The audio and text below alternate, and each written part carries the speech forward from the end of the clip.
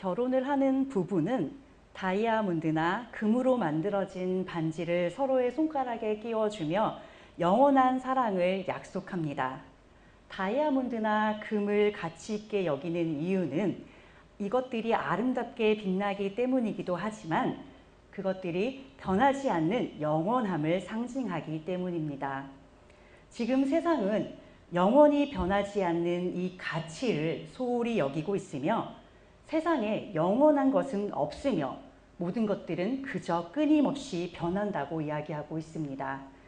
변하지 않는 진리인 하나님의 말씀을 가치 없게 여기고 더 나아가 그런 것들은 아예 없는 것이라고, 그저 인간이 만들어낸 허구이고 환상에 불과하다고 이야기하고 있습니다. 변치 않는 진리의 말씀을 붙들고 흔들림 없는 믿음으로 세상과 타협하지 않고 살아가는 성도들을 향해 어떻게든 그들을 깎아내리려 하고 조롱하며 핍박하고자 하는 것이 바로 사단이 지배하는 그 세상의 실체인 것입니다. 그러나 하나님은 결코 변함이 없으시고 영원 불변하시기 때문에 하나님조차도 하나님께서 정하신 그 법을 지키시기 위해 일하고 계십니다. 변함이 없으신 하나님의 공의와 사랑의 결정체가 바로 예수 그리스도의 십자가의 대속입니다. 세상이 아무리 정해진 것이 없는 인생이고 영원 불변한 것은 없다라고 주장할지라도 발디딜 곳이 없는 그들의 인생 속에는 공허함밖에 남는 것이 없습니다. 반면 진리의 터 위에 발을 딛고 살아가는 우리 성도들은 정신없이 흘러가는 세상 속에서도 굳건하게 믿음의 자리를 지키며 하나님께서 인도하시는 대로 인생을 살아갈 수가 있습니다. 이스라엘 백성들이 가나안 땅에 정착하기 전까지 40년의 광야 생활에서 그들의 버팀목이 되어줬던 성막은 이제 약속의 땅인 가나안에 세워진 성전에 그 자리를 내어주게 되었습니다. 이제 떠돌이 나그네의 인생을 마치고 기업으로 받은 땅에서 평안하게 터전을 가꾸고 살아가는 은혜의 시간이 그들에게 허락된 것입니다. 성막이 성전으로 변하였고 물두멍은 놋바다로, 한 개의 등대는 10개의 등대로 변하였습니다. 성전을 채운 모든 기물들은 이제 성막에서 사용하던 것이 아닌 성전의 규모와 크기에 합당한 모습으로 새롭게 만들어졌습니다. 그런데 단 하나, 새롭게 만들어지지 않고 성막의 것을 그대로 가져다 쓴 기물이 하나 있는데 그것이 바로 내소인 지성소에 들어갈 언약궤였습니다. 솔로몬은 성전에 필요한 모든 기물들을 새롭게 만들었지만 언약궤만은 성막에서 사용하던 것을 그대로 성전으로 옮겨왔습니다. 솔로몬은 모든 지파의 족장들을 예루살렘으로 소집하여 제사장들이 언약궤를 메고 성전으로 옮기도록 하였습니다. 다윗이 언약궤를 옮기는 과정에서 하나님이 정하신 법을 지키지 않고 수레로 그 언약궤를 옮겼을 때 웃사가 죽임을 당하는 불상사를 경험하였습니다. 그렇기 때문에 솔로몬은 언약궤를 옮기는 데 있어서 더욱더 신중을 기한 것입니다. 그는 성전 건축이라는 그 귀한 사명을 끝까지 완수해냄에 있어서 하나님의 영광을 위해 모든 법도대로 모든 행사를 진행하고 있는 것입니다. 수많은 양과 소를 제물로 드렸고 각종 악기로 하나님 앞에 찬양을 드렸습니다.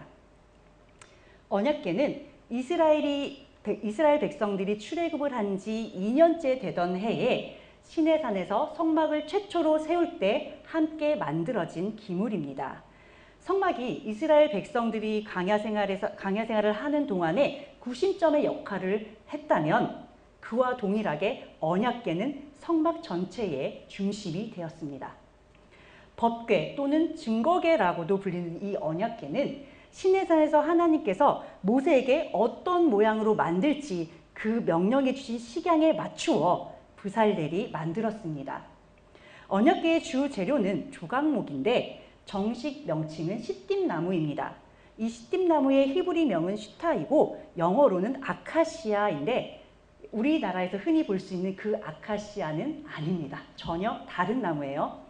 시띠나무는 이스라엘 백성들이 출애굽을 한 뒤 홍해를 건너 시내 광야에 이르렀을 때 하나님께 드린 예물들 가운데 하나였습니다.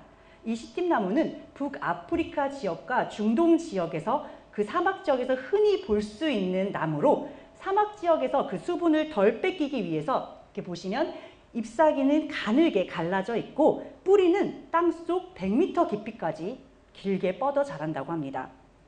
땅속 깊이 내린 그 뿌리가 물을 흡수해서 몸통에 저장한 뒤에 생존에 필요한 만큼만 아주 최소한의 물을 조금씩 가져와 잎으로 보내고 그 생명을 보존하며 살아가는 것입니다.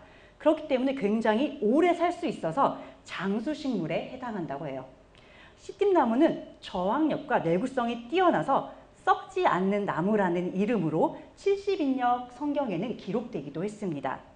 그러나 사막의 거친 모래바람에 이리저리 뒤틀린 가지와 물이 절대적으로 부족한 환경 속에서 살아남기 위해서 두껍고 거칠어진 그 껍질과 단단한 옹이 때문에 가구로 제작하기에는 굉장히 부적절한 나무였습니다.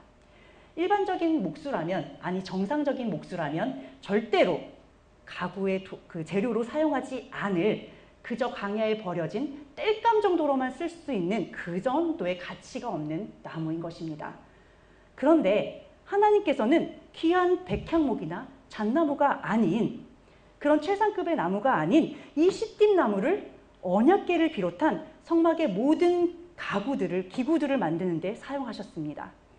선택받은 시띠나무가 하나님의 지혜를 받은 부살렐의 손길을 거쳐서 깎고 다듬어져서 가장 귀한 지성소라는 그 자리에 들어가는 유일한 나무가 된 것입니다. 그러나 시띠나무가 이렇게 귀한 성물로 만들어진 그 과정은 그렇게 쉽지 않습니다.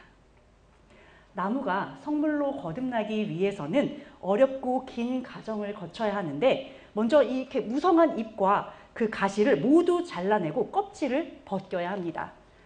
껍질을 한 커플씩 모두 벗겨낸 그 나무의 속과 겉을 모두 말린 뒤에 그것을 작은 널판지로 만들고 그것을 또다시 금으로, 순금으로 덧입혀질 때 그제서야 비로소 성소와 지성소의 그 귀한 장소에서 하나님의 성물로 사용될 수 있는 것입니다. 쉽게 뒤틀리기 때문에 절대 목재로 사용할 수 없지만 기나긴 다듬는 과정을 거치고 그 위에 순금까지 덧입혀 하나님의 귀한 도구로 사용되는 이 시띠나무를 보면 우리들의 모습과 참 많이 닮아 있는 것 같습니다. 광야에서 볼 수 있는 아주 흔하디 흔한 나무이지만 뒤틀려서 절대 귀한 목재로 사용할 수 없을 것 같은 그 시띠나무가 하나님의 선택과 귀한 장인의 손길을 거치면 세상에서 가장 귀한 자리에 사용되는 것처럼 우리 성도들 역시 심령이 다듬어지고 예수 그리스도의 보혈의 은혜를 덧입는다면 하나님께서 즐거이 사용하실 만한 도구가 되는 것입니다. 이 언약궤 가운데에서도 궤의 뚜껑은 속죄소로 특별히 긍휼의 자리라고 합니다. 이 뚜껑 위에 양쪽 끝에 두 그룹이 서로 마주보며 날개로 언약궤를 덮고 있는 형상을 하고 있습니다. 단순히 덮고 있는 차원이 아니라 마치 이 언약궤를 보호하고 있는 듯한 형상을 하고 있습니다. 가장 거룩한 이 언약궤에 죄악된 인간의 부주의한 접근을 막기 위함입니다. 이것은 마치 창세기 3장 24절에 기록된 바와 같이 선악과를 범한 인간들이 이제는 생명나무까지 범할까 봐 하나님께서 그 앞에 그룹들을 세워두시며 생명나무를 지키게 하신 그 모습을 상기시킵니다. 또한 여기에서 덮는다라는 말은 시중을 든다라는 의미도 포함을 하고 있는데 이 속죄소의 두 그룹이 마치 지극히 높으신 하나님의 보좌를 시중 들고 있는 모습을 형상화하고 있는 것으로도 보입니다. 특히 속죄소는 실제로 대속죄일에 희생제물의 피가 이 속죄소 위에 직접 뿌려짐으로써 실질적인 속죄가 이루어지는 장소입니다. 하나님과 인간을 화목해 하시는 중보자로서 이 땅에 오셔서 기꺼이 희생제물이 되어주신 예수 그리스도의 십자가 희생을 상징합니다. 대속죄일은 모세 시대에 시작된 명절로 히브리 달력으로 7월 10일에 기념하며 가을절기로 보냅니다. 대속죄일의 유래는 모세의 시대에 시작되었는데 모세가 첫 십계명을 가지고 내려왔을 때 어떤 일이 벌어졌죠? 아론이 만든 그 금송아지 보면서 이스라엘 백성들이 거기에 막 절을 하고 숭배를 하는 그런 모습이었습니다. 이렇게 타락한 이스라엘 백성들을 향해서 하나님과 모세는 굉장히 진노를 하였고 그때 첫 번째 주어졌던 십계명의 두 돌판은 깨어지고 맙니다. 그리고 그 당시에 상당히 많은 수의 사람들이 죽임을 당하고 말았습니다. 이후에 모세가 마음을 가다듬고 다시 시내산에 올라가서 40일이라는 시간 동안의 금식을 한 뒤에 하나님께 두 번째의 돌판을 받아서 내려오는데 그 내려온 날이 바로 대속죄일입니다. 하나님이 우상을 숭배하며 하나님을 배반했던 그 이스라엘 백성들에게 다시금 십계명의 돌판을 허락해 주셨다는 것 그 자체로 하나님께서 이스라엘의 죄를 용서하셨음을 뜻합니다. 하나님께서는 이 대속죄일을 안식일 중에 안식일로 지키며 대제사장이 자신의 죄를 먼저 속죄한 뒤에 이스라엘 자손의 모든 죄를 위하여 1년에 단 한 번 지성소에 들어가 희생제물의 피를 속죄소 위에 뿌림으로써 그 절기를 지키도록 명하셨습니다. 대속죄일은 이스라엘의 모든 죄가 완전히 사해지는 그런 날입니다.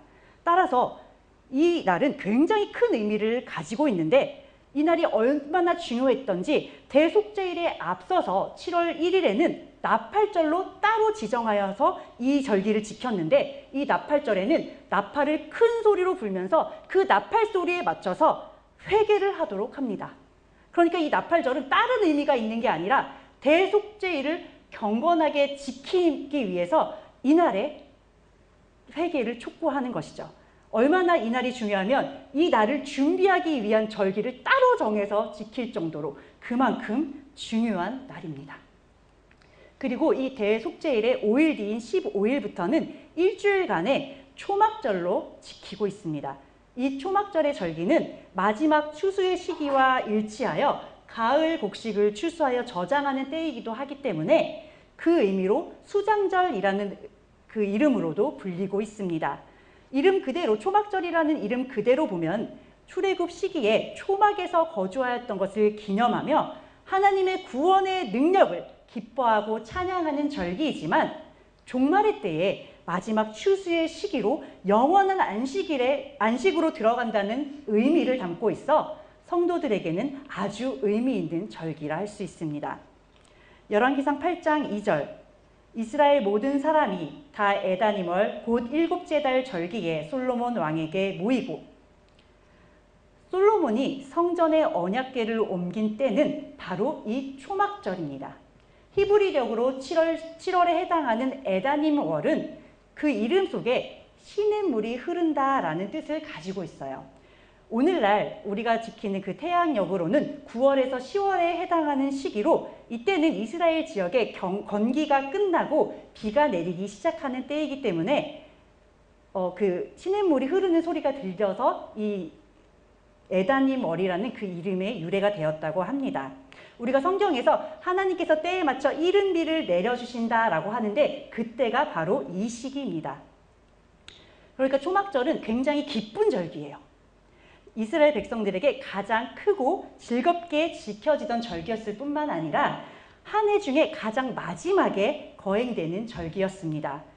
이 초막절에는 특별히 계약율법이 낭독되었는데 이것으로 미루어 볼 때에 초막절에는 계약을 갱신한다라는 그런 목적도 지닌 절기라 할 수 있습니다. 따라서 이 초막절에 율법의 판이 담긴 언약궤를 성전으로 옮기는 일은 이스라엘 백성들에게 굉장히 의미 있는 일이었습니다. 또한 광야 생활 동안에 구름 기둥과 불 기둥으로 보호해 주신 하나님의 은혜를 기념하는 동시에 약속된 땅으로 인도하셔서 풍성한 수확을 거두게 하신 하나님의 은혜에 감사하는 이 초막절을 맞이하여 광야 생활 이후에 단 한 곳에도 정착하지 못하고 이리저리 떠돌아다녔던 언약궤를 영원한 안식처인 솔로몬의 성전으로 옮기는 것은 참으로 뜻깊은 일이 될 것입니다. 시내산에서 처음 만들어진 이후 500년이라는 그 긴 시간 동안에 계속해서 언약궤는 이동하였습니다. 그리고 성전의 기물들 역시도 계속 같이 이동을 했는데 이제 솔로몬의 성전으로 옮겨지는 것입니다. 우리가 이전에 계속 강의를 하면서 진행을 하면서 배웠듯이 법궤와 성막의 다른 기구들은 다른 곳에 있었어요.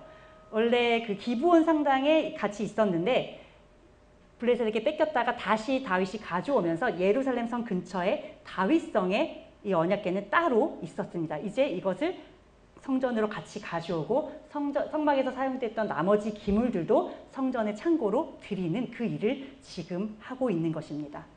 이것으로써 성막의 시대는 막을 내리고 이제 성전의 역사가 시작되는 것입니다.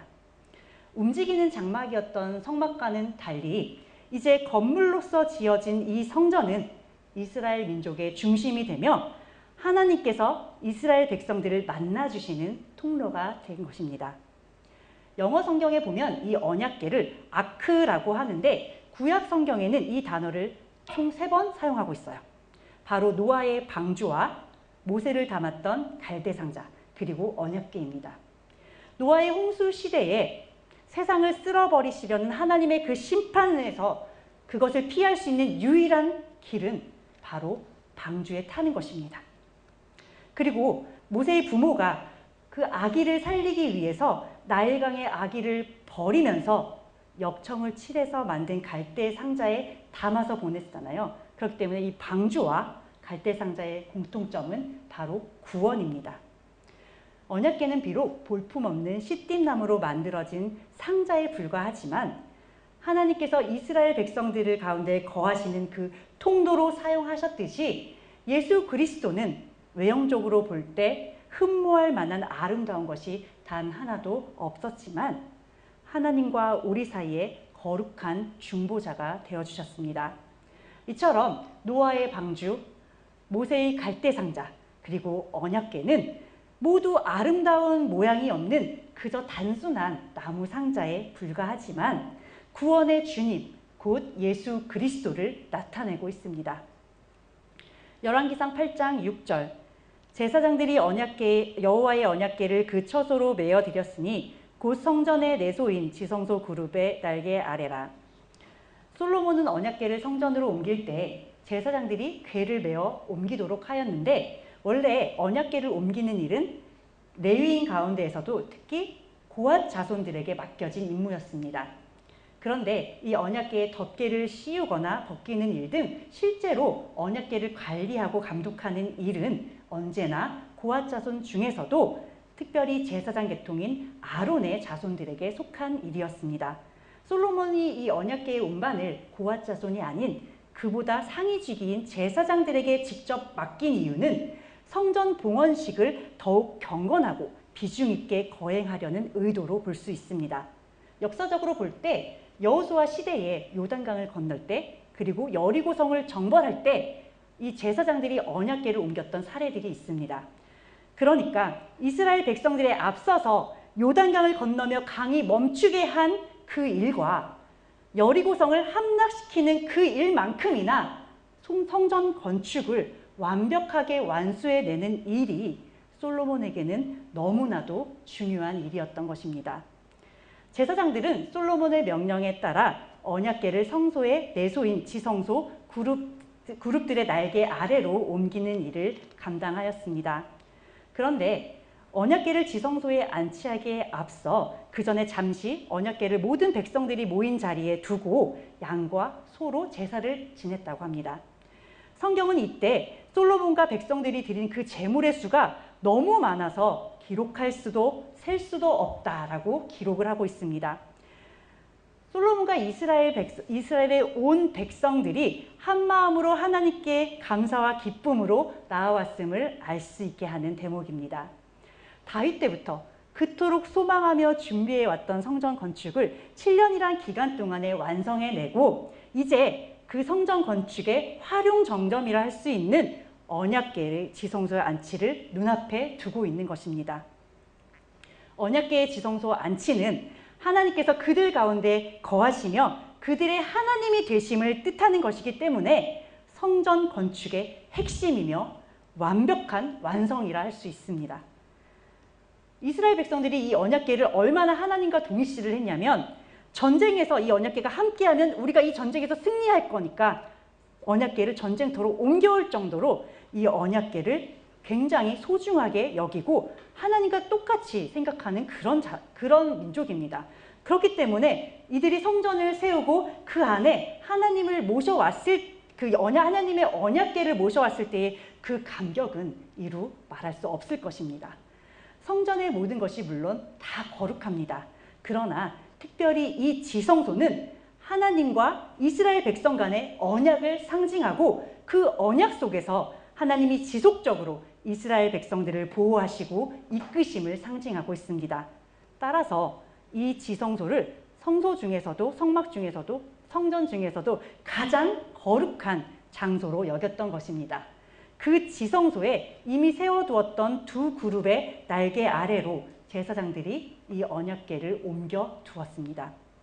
가나안 입성 이후에 이곳저곳 떠돌고 블레셋에게 빼앗기기도 하는 그런 수모를 겪으면서 임시 거처를 떠돌던 그 언약궤가 이제야 비로소 그 본연의 자리인 성전의 지성소에 안치됨으로써 성전을 성전답게 하는 가장 중요한 일이 마무리된 것입니다.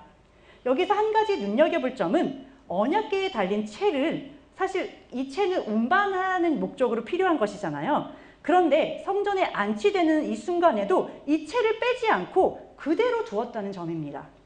이제 언약궤를 이동할 일이 없음에도 불구하고 채를 빼지 않고 그대로 두었던 이유는 하나님께서 채를 궤의 고리에 두고 빼지 말라는 하나님의 명령이 있었기 때문입니다. 그것을 지키기 위해서 성전에 안치하는 그 순간에도 그대로 채를 빼지 않은 채로 언약궤를 둔 것입니다. 이는 비록 이스라엘 민족이 약속의 땅인 가나안에 정착을 하고 이제 성전이라는 건물 안에 언약궤가 놓이는 은혜를 누리고는 있지만 이 역시도 영원한 하나님 나라의 그림자일 뿐이며 우리는 여전히 이 땅에서 그저 나그네의 삶을 영위하고 있는 하나님 나라의 백성임을 잊지 말라는 의미입니다. 히브리서 9장 4절 금 향로와 사면을 금으로 싼 언약궤가 있고 그 안에 만나를 담은 금 항아리와 아론의 쌍난 지팡이와 언약의 돌판들이 있고 본문 10절에 궤 안에는 두 돌판 외에 아무것도 없다라고 기록하고 있는데 우리가 일반적으로 아는 것은 이 히브리서의 이 구절처럼 십계명이 적힌 두 돌판과 만나를 담은 금 항아리 그리고 아론의 쌍난 지팡이가 언약궤 안에 들어있었다라고 알고 있습니다. 그렇기 때문에 지금 본문에 두 돌판만 언약궤 안에 있었다라는 이 말이 조금 의아하게 느껴질 수도 있을 것입니다. 여기에 대해서는 세 가지의 견해가 있는데 하나는 엘리 제사장 시절에 블레셋에게 이 언약궤를 빼앗기면서 그때에 나머지 두 기물을 유실했다라는 그런 견해입니다. 또 다른 하나는 출애굽기 25장 16절의 말씀처럼 원래 언약궤에는 그 이름과 쓰임새에 부합되도록 두 돌판만 들어있었다라는 견해입니다. 성경에는 나머지 둘은 언약궤 안에 넣었다라고 기록하지 않고 있습니다. 증거판 앞 또는 증거궤 앞에 두고 간직했다라고 기록하고 있습니다. 마지막 하나의 견해는 두 견해를 합쳐 놓은 듯한 주장으로 비록 만나를 담은 금 항아리와 아론의 쌍난 지팡이를 언약궤 안에 함께 넣었던 것은 아니었지만 이 둘을 언약궤 곁에 밀착해서 두고 하나님을 향한 이스라엘의 반역과 불신앙을 늘 상기시켜주는 역할을 수행하도록 했을 것이라는 견해입니다.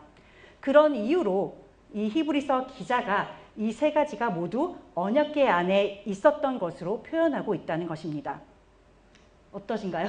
세 가지 견해 모두 다 굉장히 일리가 있어 보입니다. 그러나 우리가 여기에서 관심 있게 봐야 할 부분은 그럼 오늘 본문의 10절 말씀을 허락하신 하나님의 뜻이 무엇이냐라는 것이죠. 실제로 언약궤 안에 두 돌판 외에 다른 것들이 들어 있었느냐 아니냐 그 여부가 중요한 것이 아니라 두 돌판 외에 아무것도 넣지 않았다라고 기록함으로써 하나님의 관심은 오직 언약, 즉 말씀에 있다라는 것을 우리는 주목해야 할 것입니다. 구약시대의 언약은 단순히 사람과 사람 사이에 이렇게 맺는 약속의 개념이 아닙니다. 자르다라는 의미를 가진 이 언약에는 언약을 한 당사자의 생명을 담보로 하는 약속을 뜻합니다. 즉 자신의 생명을 담보로 언약에 대한 상호의 신의를 확인하는 엄숙한 선언이 바로 언약인 것입니다. 시내산에서 모세가 언약서를 백성들에게 낭독하며 듣게 하였을 때 이스라엘의 지도자들과 백성들은 여호와의 모든 말씀을 우리가 준행하겠다라고 화답합니다. 이 화답하는 지도자들과 백성들에게 모세가 번제와 화목제의 제물인 소의 피를 뿌리면서 이것은 여호와께서 이 모든 말씀에 대하여 너희와 세우신 언약의 피다라고 말합니다. 이후에 이스라엘 백성들이 하나님으로부터 받은 것이 바로 십계명이 새겨진 두 돌판입니다. 이제 하나님께서 언약궤 안에 두 돌판만 넣어두신 이유를 짐작하실 수 있으실 것입니다. 과거부터 한결같이 하나님은 이스라엘 백성들과 맺은 언약을 변함없이 실행해 오고 계시다는 것을 보여주고 계신 것입니다. 하나님의 관심사는 우리가 그 언약을 믿고 의지하며 순종하며 살아가는 그 자체에 있습니다. 하나님의 언약, 즉 말씀 외에 그 어떤 것도 우리의 믿음과 섬김의 대상이 될 수 없으며 만약에 그렇게 하는 순간 그 모든 것들은 설령 그것이 하나님께서 우리에게 은혜로 주신 것이라 할지라도 그 모든 것들은 우상에 불과합니다. 만나는 출애굽을 하며 광야 생활을 하던 이스라엘 백성들에게 허락하신 일용할 양식입니다. 이것은 당연히 하나님의 은혜로 주어진 것이에요. 아론의 쌍난 지팡이 역시도 마찬가지죠. 이스라엘 백성들이 하나님 앞에 원망을 했을 때 그 원망을 그치게 하시기 위해서 하나님께서 보여주신 기적입니다. 죽은 나무에서 새싹이 났다는 것은 부활하신 예수 그리스도를 예표하는 것이기도 합니다. 너무나도 귀한 것들이죠, 물론. 그러나 하나님의 은혜도 베풀어 주신 기적도 모두 성도가 말씀으로 하나님의 뜻에 합당한 삶을 살아낼 때 그것들이 기능을 하는 것이지, 우리가 삶을 살아내지 못하면 그것들은 그저 헛된 것에 불과한 거예요. 하나님께서 보실 때는. 하나님께서 은혜와 긍휼을 허락하시고 때로는 이렇게 눈으로 보면서도 믿지 못할 이런 기적을 허락하시는 이유는 모두 우리의 믿음을 세워주시기 위한 도구일 뿐임을 잊지 마시길 바랍니다. 기쁨과 감사로 언약궤를 성전의 지성소로 옮긴 솔로몬과 이스라엘 백성들에게 하나님께서는 구름 가운데 영광으로 하나님의 임재하심을 드러내셨습니다. 그 영광이 얼마나 크고 진한지 제사장들이 능히 서서 자신들이 수행해야 할 일들을 하나도 감당하지 못할 정도로 하나님의 영광은 성전 안에 가득했습니다. 구름 가운데 하나님의 영광이 임하는 그 모습이 어떤 모습이었을지 잘 상상이 되진 않습니다. 그러나 우리가 비행기를 타고 이렇게 구름을 통과하는 그 장면을 한번 생각해 보세요. 그냥 하얀색 도화지처럼 아무것도 보이지 않습니다. 안개가 너무 심한 날은 어떻죠? 한 치 앞도 보이지 않아요. 바로 앞에 있는 물건도 우리가 구분을 할 수가 없습니다. 이것처럼 손에 잡히지 않는 그 안개나 구름이 가득 차면 바로 옆에 있는 것들도 분간하기 어려워서 우리가 할 수 있는 일은 뭐죠? 그저 멈춰 서는 거죠. 아무것도 할 수 없습니다. 이처럼 하나님의 영광 앞에 우리가 할 수 있는 일은 그저 가만히 그분의 임재를 느끼는 것밖에는 아무것도 없습니다. 최선을 다해 하나님께서 맡기신 사명을 감당해냈던 솔로몬과 솔로몬의 뜻에 그 명령에 순종하여 함께 성전 건축을 완수해낸 이스라엘 백성들, 그리고 그들의 기쁨과 감사에 화답하며 영광으로 임하신 이 하나님의 모습이 정말 너무나도 아름답습니다. 정말 딱딱딱 삼박자가 딱 이루어지는 모습처럼 너무 아름다웠어요. 그리고 우리가 하나님의 일을 하며 이 땅에서 우리의 사명을 감당하는 모습 역시도 이렇게 아름답게 이루어지면 참 좋겠다라는 생각이 많이 들었습니다. 이렇게 하나님과 우리가 아름다운 관계를 유지하며 오직 기쁨과 감사로 나아갈 수 있는 유일한 방법은 바로 영원히 변하지 않으시는 그분의 언약이신 예수 그리스도를 믿고 따르는 것뿐입니다. 부부가 영원히 변치 않는 보석으로 영원한 사랑을 약속하듯이 영원히 변치 않는 언약에 순종하며 마지막 때 천국의 혼인잔치에 기쁨으로 참여하는 여러분과 제가 되기를 소망합니다. 마치겠습니다.